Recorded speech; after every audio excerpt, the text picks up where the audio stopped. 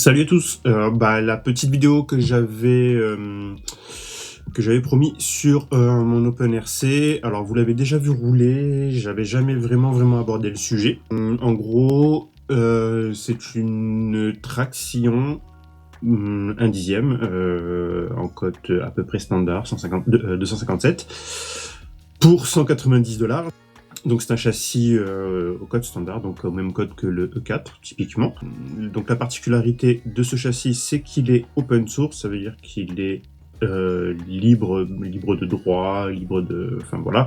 Vous pouvez en gros le télécharger, l'imprimer vous-même, le modifier. Qu'est-ce qui en fait la plus grosse particularité, c'est que c'est moi qui l'ai conçu. Voilà, je l'ai créé ces 4 dernières années. Oui, ça prend du temps. Café.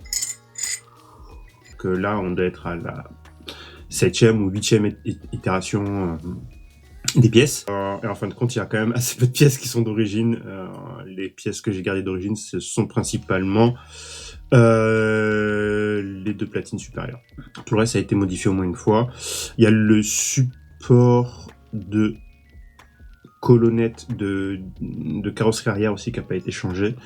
Je suis même étonné de la longévité de cette pièce, parce que ça fait 4 ans qu'elle est sur le châssis, elle n'a pas bronché. Donc vous retrouverez ce châssis, si vous avez envie de le monter, sur ma page Thingiverse. Si vous cherchez Amandine Hurier ou Amandine Mello, de toute manière je mettrai le lien quelque part là en dessous de ma page Thingiverse, et comme ça vous pouvez le télécharger si vous avez de quoi imprimer.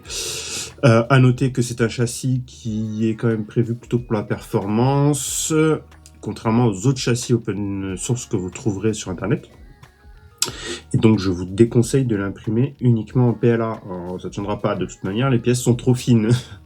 Je l'ai prévu comme ça, le châssis, c'est-à-dire que c'est prévu pour rouler un peu vite quand même. Donc la plupart des pièces s'entendent mieux en PLA carbone, donc le plus facile à imprimer. Vous pouvez, si vous le souhaitez, et je pense que ce serait bénéfique, passer au PETG ou au PETG carbone. Et sinon, le reste des pièces est en nylon carbone ou en nylon standard. Donc là, il faut avoir quelques connaissances en impression 3D. Alors, c'est un peu un euphémisme de dire quelques connaissances en impression 3D. C'est clairement le niveau supérieur, quoi. C'est-à-dire qu'il faut déjà que votre imprimante soit parfaitement réglée, qu'elle soit un petit peu pimpée, et que vous sachiez l'utiliser, quoi, et qu'elle soit capable aussi d'imprimer du nylon, parce que toutes les imprimantes ne le sont pas. Ceci dit, de plus en plus, parce que les nylons baissent en température. Bon, je vous expliquerai tout ça après. Pour le moment, c'est pas le cœur du sujet. Le cœur du sujet, c'est la voiture. J'ai prévu de vous parler de l'imprimante et des logiciels à utiliser après ça. Je vais essayer même peut-être d'allumer la lumière, ce sera encore mieux. Ouais. Le châssis, c'est bizarre, c'est à l'envers. Ouais, c'est à l'envers. Bon, je le mettrai à l'endroit tout à l'heure. Donc on est sur une base complètement imprimée en 3D. Vous pouvez le voir, on voit les stries d'impression. Pour ce châssis, j'ai utilisé quelques pièces provenant évidemment de l'extérieur. Il y a des trucs que je peux pas imprimer, genre tout ce qui est en métal, évidemment. Tout ce qui est électronique aussi. Donc quand je parle d'imprimer un châssis, je parle bien évidemment de n'imprimer que le châssis. On n'est pas sur, on n'imprime pas les amortisseurs, on n'imprime pas le variateur. Alors, ce que j'ai pas imprimé mais qu'on peut imprimer, par contre, c'est la transmission. Donc là, moi, je suis resté sur le module Tamiya de base, parce que j'utilise une couronne principale de Tamiya TT02. Donc, ça, c'est quand même des pièces qu'on peut imprimer. Si ça vous venait à l'idée de le faire, je vous conseille de le faire en module 1. Pourquoi en module 1? Parce que vous pouvez mettre des pignons d'un 8e. Voilà, donc ça vous permet quand même de garder un pignon, acheté dans le commerce. Ceci dit, vous pouvez imprimer le pignon aussi. Voilà. Donc vous avez un différentiel avant de TT02 option. C'est-à-dire que c'est le différentiel qui est étanche. Et oui, évidemment, vous doutez bien que je vais pas prendre un différentiel qui est pas étanche, surtout sur une traction. Là, pour l'instant, en huile, j'ai pas grand chose, c'est de la 10 000 ou de la 12 000. Je vais monter de la 100 000 et voir tester de bloquer. On en reparlera aussi de ça de tout à l'heure, parce qu'il y aura une section projet à venir. Et la noix de cardan option TT02, ça me fait plaisir. Hein. Le cardan, alors donc, ça va jusqu'à la couronne, évidemment, hein, vous vous doutez bien. Le cardan central est imprimé en nylon carbone. Pourquoi je l'ai imprimé en nylon carbone? Eh ben pour faire un espèce d'amortisseur de couple. Parce que j'ai pas de sliper dessus. Je voulais pas me mettre de sliper. J'avais pas envie de me prendre la tête avec ça. Hein, je vous cache pas. Donc je l'ai imprimé en nylon carbone. Au tout début, il était en alu. Ça marchait très bien, hein, j'ai jamais eu de problème non plus. Nylon carbone, jamais eu de problème non plus. C'est juste que je voulais vraiment un effet amortisseur de couple. Et je garde la pièce alu dans ma caisse à outils au cas où. Donc, l'ensemble de la direction, enfin, l'ensemble des renvois, en tout cas, est sur roulement à billes. La barre à Carman aussi est sur roulement à billes. Ouais, la meuf s'est fait chier quand même. Je me suis fait chier de ouf quand même pour caler tout ça. Donc, il y a des roulements à billes de partout.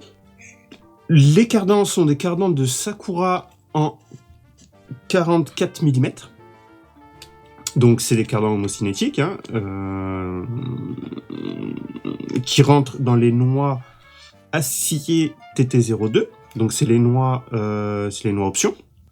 Les biellettes, c'est des biellettes alu AliExpress à 6 € les 8. Hein. Il y a un peu de jeu, bon je verrai ça à terme. Je repasserai sûrement sur des biellettes plastiques parce que déjà c'est plus léger. Et ensuite parce que j'ai pas besoin de biellettes alu, en fait, les biellettes alu c'est joli, ça va bien avec le châssis qui est bleu et noir, mais en fait c'est tout court. Les amortisseurs sont des amortisseurs Apsima. Alors, je les ai remplis à 600, c'est des amortisseurs piste, donc du coup, ça marche bien. Ça, voilà, il y a trop rien à dire, ça se remplit bien, c'est des amortisseurs faciles à vivre, voilà.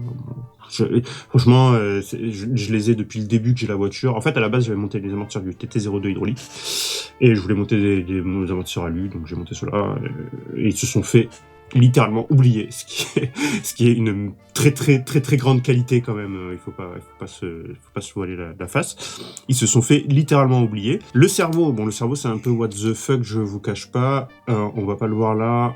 C'est pas un cerveau de taille standard, c'est un cerveau 1/12e. Brushless, qui coûte le prix de la voiture, quoi. Enfin, il coûte pas le prix de la voiture, mais il coûte le prix de l'impression 3D, quoi. Il y en a pour 80 ou 90 balles, quoi. Voilà. Donc, c'est un peu turbo overkill, je trouve, pour un châssis imprimé en 3D, mais dans mon optique de performance, c'est parfait. Petite particularité, comme vous pouvez le voir, j'arrive pas à me caler devant, hein. Comme vous pouvez le voir, il y a une petite boîte à fil imprimée, là. Pareil, c'est quelque chose que vous retrouvez sur Thingiverse. Bref, ça vous permet de coller votre récepteur dessus et de foutre les câbles dessous. Voilà. Le cœur du bestiau, c'est chinois. C'est chinois. C'est un 3900 de kV, tout ce qu'il y a de plus banal. Alors, tout ce qu'il y a de plus banal, on se calme, ça marche quand même pas si mal. C'est ce qui est monté sur le TT02 de Gab. Et c'est pour ça que j'arrive à le suivre, c'est parce qu'on a le même moteur. On a le même moteur, on a quasiment la même transmission, donc voilà. Et le Vario qui est à 120 ampères. Je me suis toujours demandé s'ils encaissaient réellement 120 ampères ces machins-là. Je ne crois pas. Je ne crois pas. Ceci dit, celui-ci, je dis bien celui-ci parce que j'en ai eu d'autres, celui-ci a tenu. Celui-ci est encore là. Donc on continue vers l'arrière. Là, vous avez le bac à batterie pour une batterie standard. Si vous êtes un peu bricolo, vous en imprimez un pour une batterie, pour une shorty et vous gagnez encore 100 grammes sur la voiture. À l'arrière, eh ben, il n'y a rien, hein. C'est une traction. Bon, elle est quand même sur double amortisseur. Vous allez me dire oui, mais pourquoi sur traction on s'en fout, fallait mettre des bras tirés, pour gagner du poids. C'est toujours dans une optique de performance, c'est-à-dire que là, je peux régler mon carrossage, pardon, merci, bravo, et je peux régler mon pincement derrière grâce à la cale. Parce que du coup, je peux imprimer plein de cales. Et oui. Ah oui. Donc là, le pincement, il est pas foufou, il doit être à peu près à 1 degré, demi, 2 degrés. Je peux monter jusqu'à 3 degrés si je veux. Enfin, je peux monter jusqu'à 14 degrés si je veux. Je fais ce que je veux, mais vous savez qu'au-delà de 3 degrés, ça commence à être violent pour la voiture. Ceci dit, dans cette configuration-là, je suis pas mal. Évidemment, le pare-choc, c'est le pare-choc Tamiya, pas cher et fonctionnel, et bleu en plus, donc ça va avec la de la voiture. Les roues, c'est des roues pas chères, et ça 17 €. On voit que l'arrière a déjà été utilisé à l'avant avec un réglage qui n'était pas foufou, mais c'était la sortie test. Là, la géométrie a été complètement refaite. Et voilà, oui, je sais, c'est débile d'avoir fait une sortie test avec la géométrie pas faite, mais j'avais envie de la rouler. Moi, quand vous faites ça, ça me fout une angoisse. Je pourrais vous tuer, je crois. De chagrin, hein. Je vous jure, c'est pas bien. On peut voir que le châssis est quand même pas mal ajouré. Je l'ai volontairement pas mal ajouré. Toujours pareil, pour une histoire de performance. J'ai eu aucun problème. Bon, après, je roule sur un parking qui est quand même vachement propre. Alors, vous allez me dire, oui, tu roules sur un parking. Oui, à Toulon et aux alentours, on n'a pas de piste touring. C'est quand même triste d'être passionné par le touring et de pas avoir de piste à moins de 60 bornes, quoi, puisque la plus proche, elle est à Marseille, si je dis pas de bêtises. Je vais vous expliquer ce que j'ai utilisé comme matériaux pour ces pièces-là, et pourquoi j'ai utilisé ces matériaux pour ces pièces-là. En gros, vous pouvez considérer que 80% de la voiture, elle est en nylon carbone. Donc, nylon carbone, on va en avoir pour les triangles, pour le châssis, les deux parties du châssis, comme vous pouvez le voir, les coller. C'est coller l'avant et l'arrière. Si vous êtes un peu fifou, vous les assemblez, vous les soudez. Dans l'ensemble, ça bougera pas. Moi, j'ai eu aucun problème. La voiture s'est pris des pètes, j'ai cassé des triangles, j'ai cassé ci, j'ai cassé ça, comme sur une voiture de touring standard.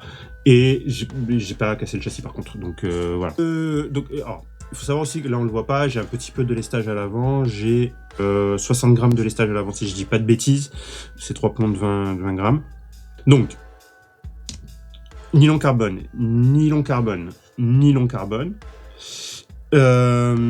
Les étriers porte-fusée avant en nylon standard. Le but était de garder de la souplesse. Le nylon carbone est un peu plus rigide que le nylon standard. Alors, qu'on soit bien d'accord, c'est vraiment souple. On n'est pas sur. C'est pour ça que je vous conseille de l'imprimer en nylon. C'est parce que c'est vraiment souple. Ça vous permet d'encaisser les chocs.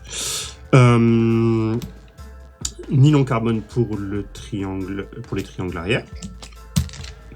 Pour l'avant, enfin pour le dessus, on va être sur du nylon carbone pour les supports d'amortisseurs avant et arrière qui sont identiques. C'est-à-dire que ils sont identiques.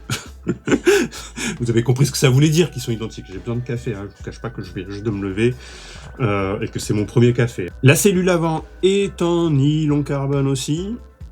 La cellule arrière, il n'y en a pas. Tout repose sur le châssis et sur la platine supérieure. Donc du coup, l'ensemble est très très souple. Donc l'ensemble des pièces là est en nylon carbone, sauf la pièce qui support d'amortisseur sur la platine supérieure arrière. C'est du PLA carbone. Pourquoi c'est du PLA carbone ? Parce que l'ensemble des pièces autour est souple. Donc je voulais monter une pièce rigide à cet endroit-là pour que ce soit la cellule, la platine supérieure qui fasse pièce souple en fait. Les supports d'amortisseurs ils font 5 mm d'épaisseur, donc même s'ils sont en nylon carbone, ils sont pas souples en réalité. Platine supérieure des deux côtés en PLA carbone, ce qui permet de garder un peu de rigidité, parce que comme je vous ai dit, le nylon carbone c'est quand même vachement souple, même si le châssis fait 4 mm d'épaisseur, c'est épais quand même, même si le châssis fait 4 mm d'épaisseur, on a quand même pas mal de flex, surtout à l'arrière. Alors c'était voulu, il y a des trous de partout dans le châssis, donc c'est ce que je voulais vraiment. Donc le châssis est très très flex, surtout à l'arrière. Donc pour garder quand même un semblant de rigidité, d'autant plus que c'est pour l'arrière la partie qui tient à la batterie, PLA carbone sur le dessus. Palier central, lui, il est en nylon standard. Voilà. Pourquoi en nylon standard? Et je sais pas, en fait, je sais pas pourquoi j'ai mis ça. J'aurais pu mettre du nylon carbone. Bon, après, le nylon carbone, ça coûte plus cher aussi. Voilà. Donc, il y a pas de raison particulière pour que je monte du nylon standard là. J'aurais pu monter du nylon carbone. Pas de PLA, parce que le PLA commence à fondre à 60 degrés. C'est une anecdote aussi assez croustillante. Cet été, enfin l'été dernier en 2023, quand on est parti rouler avec le châssis, il avait encore son châssis en PLA. Le châssis finissait par frotter le sol au centre du châssis parce que le PLA avait commencé à fondre tout simplement à cause de la chaleur du bitume. Voilà, c'était assez rigolo. C'est pour ça que je passais aussi en nylon. Je crois que j'ai fait à peu près le tour de toutes les pièces. Si vous en voyez d'autres qui vous interpellent, vous n'hésitez pas à me demander. Je vous donnerai les specs en particulier. Alors, la particularité de ce châssis, c'est que l'entredent est très très chiant à régler, hein, comme vous pouvez l'imaginer. Et c'est vrai que par les deux trous là, et je vous avoue que ça c'est un truc que j'ai très très mal conçu. Du coup, c'est turbo chiant à régler. Mais bon, ça va, ça se fait. Ça se fait. Alors, les points d'amélioration que je voulais apporter sur ce châssis, principalement au niveau du châssis lui-même, parce que quel que soit le matériau que j'utilise, je vais avoir un peu de flèche au milieu. Je sais pas pourquoi, même avec le nylon, du coup, bon là ça va. Bon, ça va. On verra cet été, je vais aller rouler avec comme ça, mais possiblement, là je viens de me reconvaincre de ne pas acheter d'aluminium ou d'époxy. Donc à la base, ce que je voulais faire, c'était un châssis alu ou un châssis époxy. Il y avait une autre possibilité aussi, c'était, comme le châssis fait 4 mm d'épaisseur, faire dans sa longueur un trou de 1,5 mm pour y glisser une corde à piano ou enfin voilà, quelque chose de rigide qui va faire garder au châssis sa forme d'origine. C'est une possibilité que je n'écarte pas parce que ça, des cordes à piano de 1,5, 1,6, vous le savez, je suis mécanicien de cycle, des rayons de vélo, j'en ai 1 milliard. Voilà. Donc ça veut dire que si je me sens un peu la motive, je réimprime un châssis avec des trous dedans. Il y aura un rayon que j'aurai glissé collé dedans qui permettra de garder de la solidité, enfin de la rigidité au châssis. Voilà, donc ça c'est le premier axe d'amélioration que j'aimerais apporter à ce châssis-là en tant que châssis fini. Alors évidemment, si je fais ça, les fichiers seront sur Thingiverse, comme toujours, et gratuits, et patins, et couffins. Je vous l'ai jamais présenté, mais avant celle-ci, donc celle-ci c'est celle que j'ai conçue, avant celle-ci j'ai modifié un châssis open source qui existait déjà, et qui avait donc un système d'étrier porte-fusée à l'avant aussi, et c'était un châssis que moi j'ai modifié, et sur lequel j'ai adapté un étrier sur rotule, quoi. Et ça a marché très très bien. Donc ça pourrait être un axe d'amélioration pour celle-ci aussi. C'est-à-dire que donc ça c'est la V7. En gros on va dire que c'est la V7 de la V1. Donc c'est la V1 de mon châssis, la V1.7 on va dire en gros, hein, voilà tout simplement. Je ferai bien une V2. Voilà. On va revenir sur ça après. C'est un axe d'amélioration possible. Voilà, un nouveau châssis, tout simplement. Mais on va revenir sur ça après, j'ai plein de trucs à vous spoiler. Les amortisseurs, alors, comme je vous ai dit, je les aime beaucoup. C'est des amortisseurs qu'on oublie, voilà, tout simplement, qui fonctionnent très très bien, qu'on oublie. Ceci dit, je pourrais te tenter de passer sur les amortisseurs Free Racing de la Sakura, par exemple, ou de la Cero, c'est les mêmes, café. Ça sous-entendrait de refaire les supports d'amortisseurs, parce que c'est des amortisseurs qui sont un peu plus courts. Alors vous allez me dire, pourquoi changer les amortisseurs alors que ceci fonctionne très bien? Le but c'est de baisser le centre de gravité, tout simplement. Je vous ai dit que j'étais un peu en recherche de performance. Voilà. Donc, les biellettes. les repasser sur des billettes standards. Sans moteur et variateur, par contre, je vais les garder, parce que ça fonctionne très bien. Ça marche très bien, c'est suffisant pour cette voiture-là. Je pourrais mettre plus gros, hein, clairement. Je pense que je peux mettre un 5000, genre un 5200 ou un 5400 kV sans problème. La transmission, elle l'accepterait. Les pneus sûrement un peu moins. Donc voilà, mais je vais rester avec le 3900 kV. Je trouve que pour celle-ci, c'est un bon compromis. Et la voiture est plus légère comme je le disais, elle est plus légère que les voitures du commerce. Donc là, le châssis fait 1,3 kg, quoi. Donc je vais pas, voilà, ça me sert à rien de monter plus gros comme moteur. Si je veux aller plus vite, je monte un plus gros pignon et ça ira, ça fera le taf, quoi. Et ben, je crois que j'ai fait le tour de la voiture. Donc les roulements, c'est des roulements de 10-4. Voilà, donc c'est tout à fait standard. Il y a pas de piège. Peut-être devant, c'est du 11.5.4 à vérifier. Je me souviens plus. Mais je crois que j'ai tout mis en 10.5.4, sauf les roulements de diff, hein, évidemment, c'est les roulements du TT02 d'origine. Dans l'ensemble, c'est très très standard, c'est très vous serez pas perdu si vous la fabriquez. C'est des pièces qui sont très très standards, qui se trouvent facilement, qui sont pas chères, qui sont connues et reconnues en termes de fiabilité, voilà. Salut, c'est la Amandine du futur. En fait, j'ai fait une vidéo qui dure 2 heures, genre. donc je vais vous épargner ça. Je vais la faire en plusieurs parties. Donc là, la première partie, ça parle précisément de la voiture. Deuxième partie, on parlera plus d'impression 3D et de logiciel. Voilà. Je pense que ça devrait le faire en coupant bien. La deuxième vidéo devrait durer à peu près autant de temps, c'est-à-dire une vingtaine de minutes. Voilà. N'hésitez pas à me poser des questions si vous avez des questions sur la voiture ou sur l'impression 3D. J'y répondrai probablement à la prochaine vidéo. J'ai envie de dire faites vite parce que du coup je l'ai déjà enregistré la vidéo. Possiblement je la réenregistre si je vois que j'ai quelques questions. Parce que déjà c'est un peu brouillon. après une heure à parler de la voiture, j'étais en PLS, donc voilà. Des bisous et à la prochaine vidéo qui parlera donc de l'impression 3D, suivie normalement de la vidéo qui parle de comment débuter. Voilà.